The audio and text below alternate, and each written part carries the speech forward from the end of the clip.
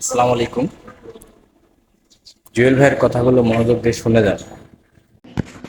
বর্তমানে জামালপুর থেকে গাইবান্ধা মানুষের যাতায়াতের জন্য জামালপুর থেকে গাইবান্ধা যাতায়াতের যে অসুবিধা হচ্ছে এই ধরনের একটা সেতু, হ্যাঁ ওইটা বালাসি টু হচ্ছে বাহাদুরাবাদ।